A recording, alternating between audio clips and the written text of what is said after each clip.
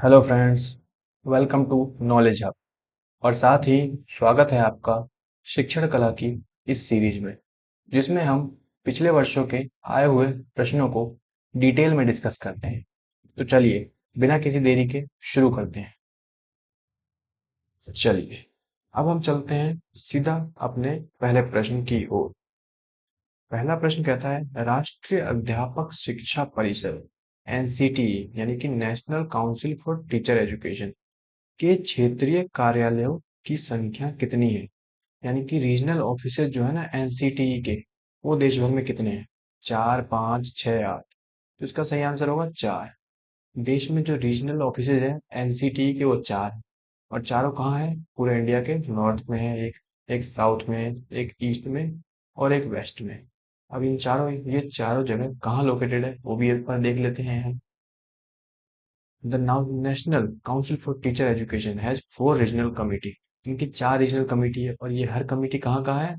Located है Jaipur, Bengaluru, Bhubaneswar and Bhopal. अब इनका कैसे स्पेसिफाई कर रखा है रीजन, ये देख लीजिए। देखो, नॉर्थ में है जयपुर, साउथ में है बेंगलुरु, ईस्ट में है भुवनेश्वर और वेस्ट में है भोपाल। इनको याद करना भी इजी है। देखो, नॉर्थ में क्या है? नॉर्थ में जयपुर है और बाकी साउथ, ईस्ट और वेस्ट, इन तीनों के जो नाम है वो बी से शुरू होते हैं। बेंगलुरु, भुवनेश्वर, भोपाल। तो इस ट्रिक से भी आप याद रख सकते हैं। ऑप्शन आएगा तो ऑप्शन में आप लगा सकते हैं बी देख के। और नॉर्थ में है जयपुर। चलिए अब हम चलते हैं अगले प्रश्न की ओर। यदि बच्चों में अंतः वैयक्तिक संबंधों की पुनर्स्थापना करनी है, यानी कि इंटरपर्सनल रिलेशनशिप अमंग चिल्ड्रंस, तो शिक्षक को चाहिए कि वह, अब शिक्षक उनको कैसे करेगा? उन्हें खेलने के लिए स्वतंत्र छोड़ दें, उनकी आर्थिक स्थिति को ध्यान में रखें, या फिर वाद विवाद का पर्याप्त अवसर दें, यानी वाद विवाद का अवसर दें, या फिर उनके सामाजिक संवेगात्मक विकास का अध्ययन करें तथा अंतः व्यक्तिक संबंधों की ओर प्रेरित करें। तो देखो, हमें आंसर पढ़ के ही पता चल जाता है कि क्या है, study their socio emotional and development and motivate them towards interpersonal relationship. तो उनका हमें बैकग्राउंड समझना पड़ेगा, इमोशनल और सोशल, और फिर उनको अध्ययन करके उन्हें आपस में इंटरपर्सनल रिलेशन की ओर प्रेरित करना चाहिए। तो ये होगा सही आंसर। ठीक है, अब चलते हैं अगले प्रश्न की ओर। निम्नलिखित विचारकों में से कौन शिक्षा को मानव निर्माण की प्रक्रिया के रूप में स्वीकार किया? यानी कि महात्मा गांधी, रविन्द्रनाथ टैगोर, अरबिंदो और विवेकानंद, इन चारों में से कौन है ऐसे थिंकर हैं जिन्होंने एक्सेप्ट किया था education as the process of human creation? मतलब एजुकेशन एक प्रोसेस है ह्यूमन क्रिएशन का या फिर ह्यूमन परफेक्शन का। तो इन चारों में से कौन थे? तो वो थे विवेकानंद। विवेकानंद ने एजुकेशन के लिए बहुत सारे व्यूज दिए थे अपने, और उन्होंने यही बताया था कि हमें किस प्रकार एजुकेशन को बढ़ाना चाहिए। चलिए एक बार विवेकानंद जी का विजन समझते हैं एजुकेशन को लेकर। देखो, ये उनकी बहुत फेमस लाइन है, education is the manifestation of perfection already existing in man. ये इन्होंने कब दिया था? ये इन्होंने शिकागो से इंडिया में लेटर भेजा था। उस लेटर में पहली लाइन जो थी यही थी। और ये बहुत ज्यादा, ये कोट बहुत ज्यादा फेमस है उनकी। इसका इसका मतलब है कि एजुकेशन क्या है? एक मैनिफेस्टेशन है, एक रास्ता है। किसका? परफेक्शन का, जो कि ऑलरेडी एग्जिस्ट करता है मैन में। मतलब उनका कहना था कि एजुकेशन जो है मैन में, किसी पर्सन में ऑलरेडी एग्जिस्ट करता है, और उसको निकालने का जो सही तरीका है वो है एजुकेशन। और अगर वो एजुकेटेड होगा तो वो उसका एजुकेशन उसके कैरेक्टर में आपको रिफ्लेक्ट होगा। ये लाइन कही थी उनने। चलिए थोड़ा और देखते हैं इसको। देखो, ये ये उनके लेटर का थोड़ा सा पार्ट है। Education is the manifestation of perfection already in man. Religion is the manifestation of the divinity already in man. जैसे शिक्षा क्या है? मनुष्य में जो ऑलरेडी पूर्णता है उसकी अभिव्यक्ति है। और धर्म क्या है? मनुष्य में विद्यमान दिव्यता, यानी डिविनिटी जो है उसी की अभिव्यक्ति है। इसलिए दोनों ही स्थितियों में शिक्षक का एकमात्र कर्तव्य मार्ग से सभी अवरोधों को दूर करना है। जैसा कि मैं हमेशा कहता हूँ, और सब ठीक हो जाएगा, अर्थात हमारा कर्तव्य मार्ग प्रशस्त करना है, बाकी सब प्रभु करते। ठीक है। और उनका जो विजन था एजुकेशन का, उसको भी देख लेते हैं एक बार। उनका कहना था कि बिल्ड कैरेक्टर फर्स्ट, पहले कैरेक्टर बनाओ, उसके बाद उन्हें नॉलेज दो। बहुत अच्छा पॉइंट है, बहुत ज्यादा जरूरत है आजकल के युग में जहाँ पर लोगों में मोरालिटी नहीं है, कैरेक्टर नहीं है, वहाँ पे नॉलेज से ज़्यादा कैरेक्टर की ज़रूरत है इनको। Combine western science with Indian spirituality, हमारी आध्यात्मिकता को उन्होंने कहा था कि वेस्टर्न साइंस के साथ पढ़ाया जाए। Give practical skill based learning, बहुत अच्छा। मेक एजुकेशन इंक्लूसिव, मतलब सभी के लिए एजुकेशन बनाया जाए, किसी में भेदभाव ना हो। एंड फ्री फ्रॉम कास्ट और जेंडर बैरियर्स, बहुत अच्छा। Use education as a tool for service to society and nation building, ये भी बहुत बढ़िया पॉइंट। तो ये था उनका विजन। ठीक है, तो चलिए, क्वेश्चन तो हमने देख ही लिया था। चलो हम आगे चलते हैं। मानव व्यवहार का विकास पर निर्भर करता है, यानी कि मानव व्यवहार का विकास किस पर निर्भर करता है। The development of human behaviour depends on, किस पर डिपेंड करता है, family environment, family and environment, none of the above. तो यहाँ पर हम देख पा रहे हैं फैमिली एंड इन्वायरमेंट। जो ह्यूमन डेवलपमेंट जो प्रोडक्ट बनता है उसका simple formula, product equal to heredity and environment, ये हमें पढ़ाया जाता है बायोलॉजी में। कोई भी जो बच्चा है, जो मनुष्य है, वो जो प्रोडक्ट फॉर्म में जब तैयार होगा तो क्या होगा, हेरिडिटी और इन्वायरमेंट का मल्टीपल होगा। हेरिडिटी मतलब जीन्स, जो वंश से जो जीन्स आ रहे हैं वो, और जो उन्हें एनवायरनमेंट मिल रहा है बाहर, वो, इन दोनों का प्रोडक्ट जो होता है ये होता है ह्यूमन। ठीक है, चलिए आगे बढ़ते हैं। पांचवा, निम्नलिखित में से कौन सा सुझाव काठोरी आयोग, कोठारी को काठोरी लिखा हुआ है इन्होंने, ये गलत होगा, कोठारी, कोठारी कमीशन द्वारा नहीं दिया गया था, नहीं दिया गया था, नहीं पे ध्यान रखना है आपको हमेशा। ये क्वेश्चन बदल देते हैं पूरा। अब कहीं आप काठोरी कमीशन में जो दिया गया था वो पढ़ लो और उस पर टिक मार दो, तो ये सीधे सीधे नंबर चले जाएंगे। तो देखो, पहले हम कोठारी कमीशन को एक बार देखते हैं अच्छे से, फिर आएंगे हम इस क्वेश्चन पे। पहले इसका बैकग्राउंड समझेंगे। देखो, officially called the education commission, 1964 से 66 में, चेयर्ड बाय, यानी इनके चेयरमैन कौन थे, डॉक्टर डी एस कोठारी, इसलिए इनको कहते हैं कोठारी कमीशन भी कहा जाता है इसे। ऑब्जेक्टिव क्या था इनका, इनका ऑब्जेक्टिव था कि to examine all aspects of the educational sector, जो एजुकेशन में रिफॉर्म की जरूरत थी उसके लिए उन्हें एक फ्रेमवर्क बनाने के लिए कहा गया था, जिससे एजुकेशन और बेहतर हो सके इंडिया में। अब इनकी रिकमेंडेशन क्या क्या थी। पहला था, उन्होंने स्ट्रक्चर ऑफ एजुकेशन चेंज करने के लिए कहा था। उन्होंने कहा था 10+2+3, यानी 10 तक क्या होगा, पहली से लेकर 10वीं क्लास तक पढ़ा जाए, प्राइमरी और सेकेंडरी। उसके बाद 2 इयर्स हायर सेकेंडरी, यानी कि 11th 12th, 3 year degree course यानी कि ग्रेजुएशन जो करते थे हम, ये सिस्टम बनाया था इन्होंने। और introduce common school system to reduce inequality, हर जगह अलग तरीके से पढ़ाई की जा रही थी, तो उन सबको एक साथ लाने के लिए उन्होंने कॉमन स्कूल सिस्टम के लिए कहा। करिकुलम, उन्होंने emphasis on science and mathematics, curriculum में साइंस और मैथमेटिक्स पे ज्यादा फोर्स किया इन्होंने, बिल्कुल सही किया। 3 लैंग्वेज फॉर्मूला इन्होंने अपनाया था। इनका कहना था पहले प्राइमरी तक रीजनल लैंग्वेज पढ़ाना चाहिए, और हिंदी और इंग्लिश, या फिर इंग्लिश के बदले अनदर मॉडर्न इंडियन लैंग्वेज, जो आधुनिक भारत में जो लैंग्वेज यूज की जाएगी उसे पढ़ाया जाए। इन 3 लैंग्वेज का सजेशन दिया था। साथ में उन्होंने कहा था include work experience, moral education and physical education. और तीसरा पॉइंट देखो, टीचर एजुकेशन पे जोर दिया उन्होंने कि बेटर ट्रेनिंग प्रोग्राम लाए जाए टीचर्स के लिए, उनकी सैलरी, स्टेटस और वर्किंग कंडीशन बढ़ाई जाए, और टीचर पीपल यानी एक टीचर पे 30 बच्चे का रेशियो रखा जाए प्राइमरी लेवल पे, ये रिकमेंड किया था। वोकेशनल एजुकेशन पे भी फोकस किया था इन्होंने। इनका कहना था कि expansion of vocational courses at the higher secondary level, यानी कि 11th 12th में वोकेशनल कोर्सेज भी ऐड किए जाए, और स्किल बेस्ड लर्निंग पे भी, फॉर एम्प्लॉयमेंट पे जोर दिया उन्होंने। हायर एजुकेशन के लिए मोर यूनिवर्सिटीज और ऑटोनोमस कॉलेज के लिए बताया उन्होंने कि ज़्यादा यूनिवर्सिटी चाहिए हमें, कॉलेज चाहिए। और रिसर्च और क्वालिटी इंप्रूवमेंट पे फोकस किया जाए।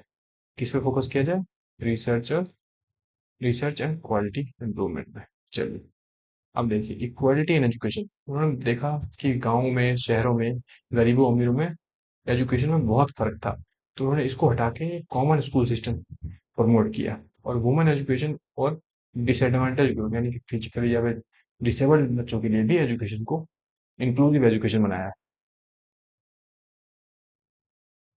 National integration, education should promote unity, democracy and secularism, ये सब प्रमोट करना चाहिए एजुकेशन को।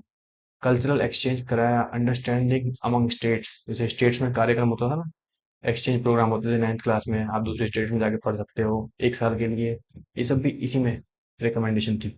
और उन्होंने कहा था कि हमें 6% ऑफ जीडीपी स्पेंड करना चाहिए एजुकेशन पे। और इसका इम्पैक्ट क्या हुआ? जो नेशनल एजुकेशन पॉलिसी आई थी 1968 में, वो किस पे बेस्ड थी? पूरी पूरी लगभग लगभग कोठारी कमीशन पे।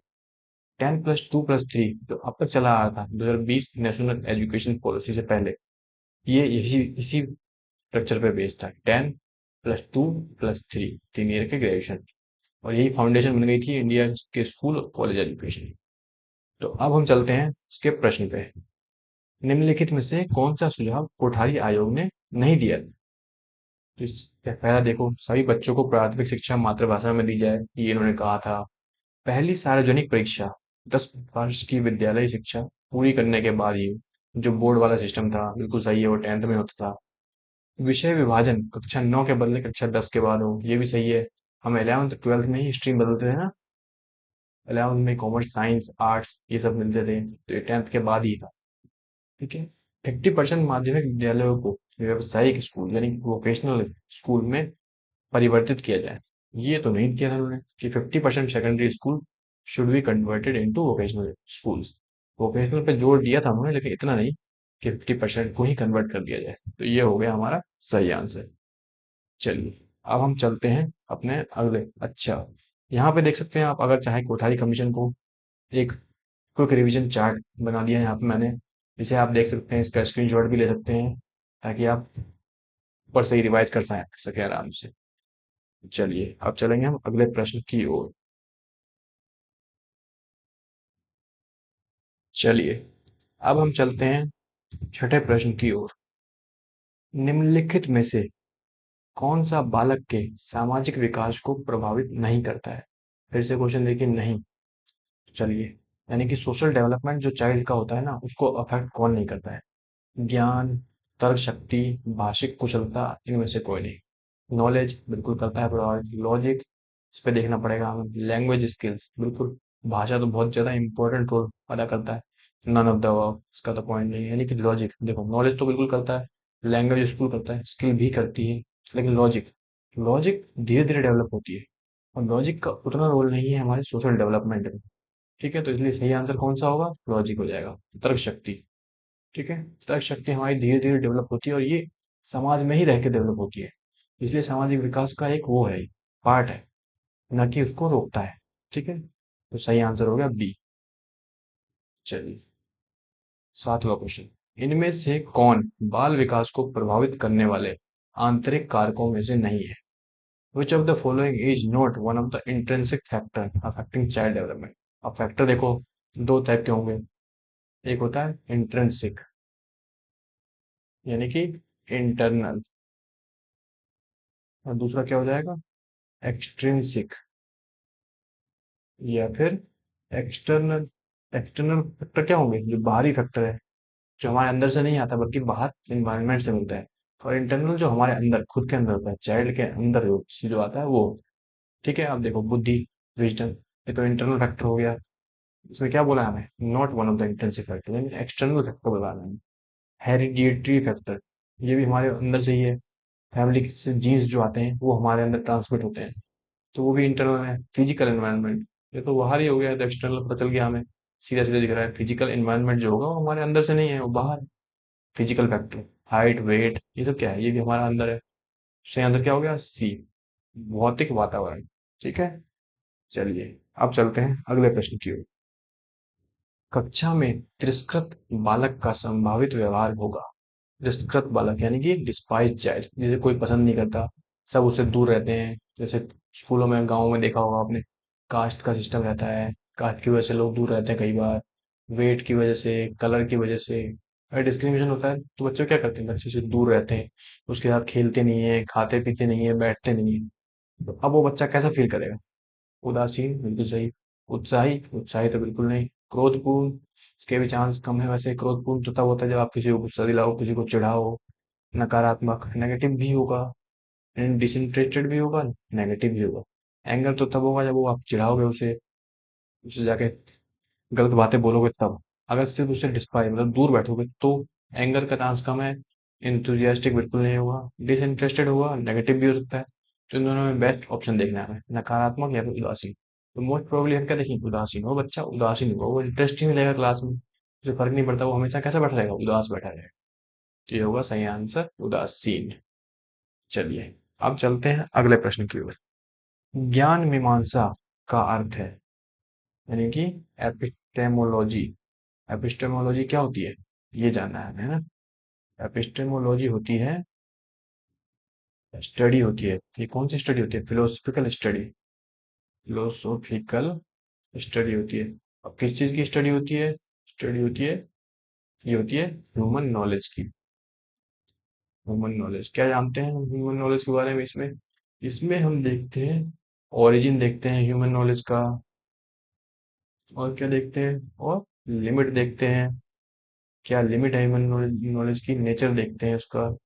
ये सब क्या है? तो ये स्टडी है, ह्यूमन नॉलेज की स्टडी करते हैं एपिस्टेमोलॉजी में। ठीक है, तो क्या होगा सही answer? Study of human nature, nature of values, nature of knowledge.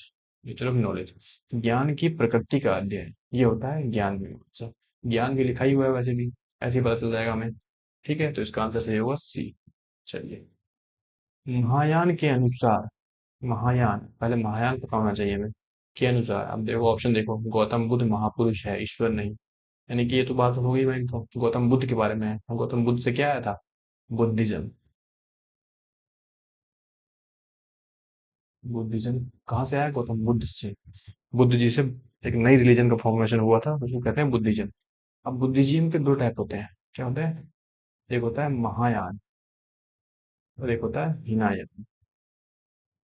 ठीक है, तो हमें महायान के अनुसार बताना है इन चार में से कौन सा सही है। अधिकतर मनुष्यों के लिए निर्वाण मार्ग अकेले ढूंढना मुश्किल है। हर मनुष्य को निर्वाण मार्ग अकेले ही ढूंढना होता है, या इनमें से कोई नहीं। अब देखो, बुद्धिज्म तो आगे हमने समझ लिया। बुद्धिज्म, बुद्धिज्म क्या होता है? पहले बुद्धिज्म की कोर फिलोसफी क्या है वो जानना पड़ेगा हमें। इसकी फिलोसफी क्या है? गौतम बुद्ध ने क्या कहा था?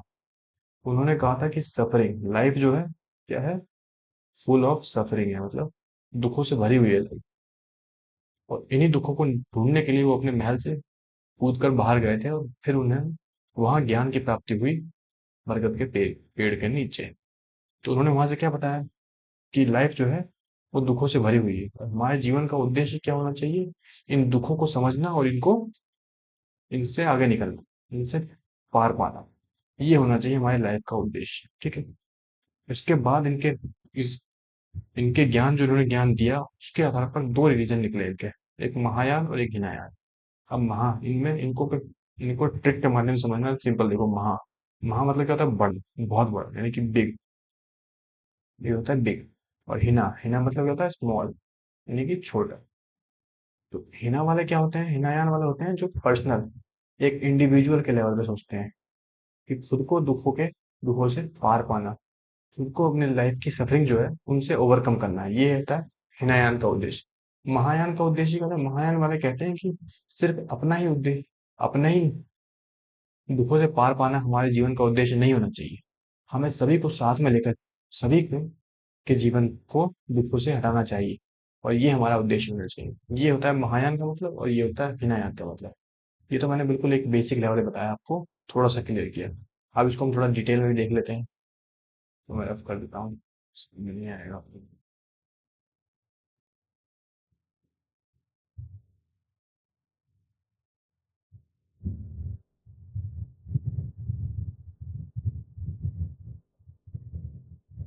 चलिए एक बार ढंग से देखते हैं। हम देखो, Mahayana Buddhism versus Hinayana Buddhism. की पॉइंट देख लें, महायान बुद्धिज्म क्या है? One of two main existing branches. Buddhism की दो ब्रांचेज है, महायान और हिनायान। ठीक है, तो उसमें से एक आता है महायान।